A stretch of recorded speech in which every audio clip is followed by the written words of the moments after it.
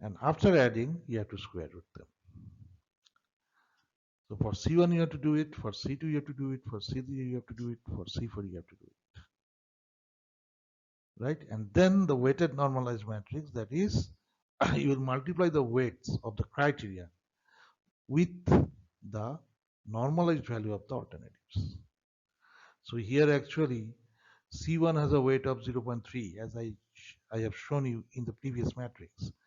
So 0.3 is multiplied with 0.4837, the normalized value of A1, which will definitely yield the value 0.1451. Similarly, 0.3 is multiplied with 0.5442. Definitely it will give the value of 0.1633 and so on.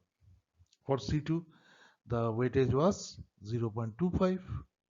So 0.25 was multiplied with this, and this, and it will give this, and this.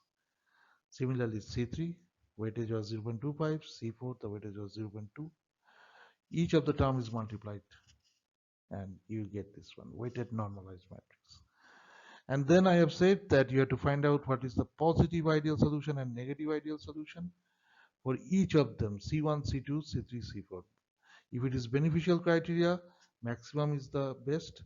If it is the cost criteria, lowest is the best. So accordingly they have selected for within the C1, means within the value of alternatives for C1 from here, weighted normalized matrix. So from here you see for C1 benefit criteria maximum is 0.1633. Correct or not? And they have written it here. A plus BIS I have explained already. For C2, C2 is a benefit criteria, so the maximum is better, so 0.1454. 0.1454. But C3 and C4 both are negative or cost criteria, so lower will be the better, right? So for C3 I found this one is the lowest, so it is better, positive, because C3 is a cost criteria.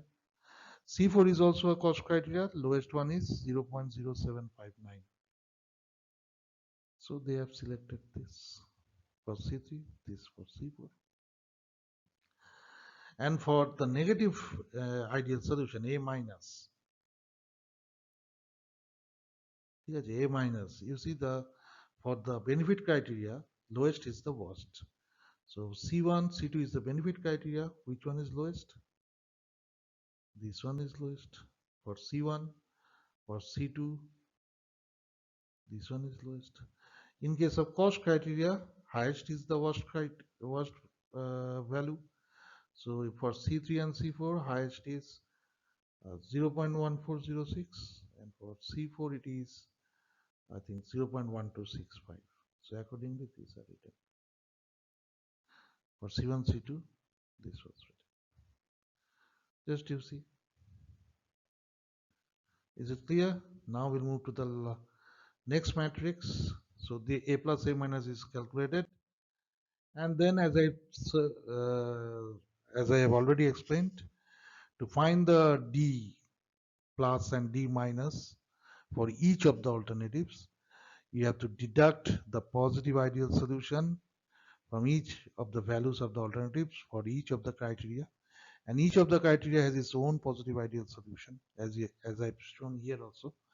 There are 4 criteria, there are 4 positive ideal solution, 4 negative ideal solution. So you have to deduct the positive ideal solution from each of the value of the alternatives for C1, C2, C3, C4.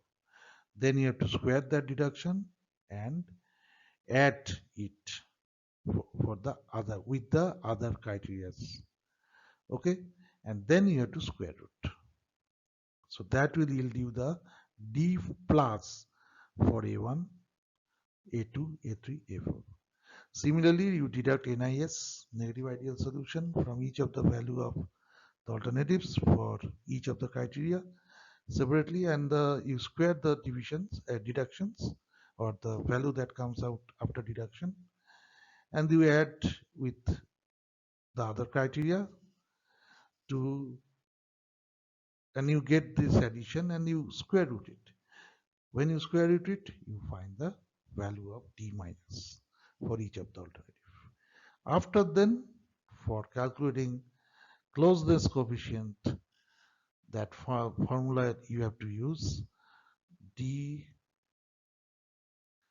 minus, if this is the alternative 1, then you give 1, then d plus 1 plus d minus 1. So this will give you the C1, similarly C2, similarly C3, and similarly C4. Now here C means closeness coefficient. It is not criteria. Okay. So then we have sorted the alternative as per the closeness coefficient. We have found that alternative 4 has the highest closeness coefficient. So alternative 4 is the recommended alternative. Okay, so this is more or less TOPSIS. It's very easy to apply, only 6 steps to follow. So it is nothing very complex. That is why the advantage is it is simple, intuitive, geometric idea, computationally efficient at any scale, handles benefit and cost criteria both uniformly, and it produces a cardinal ranking score, right? That fraction.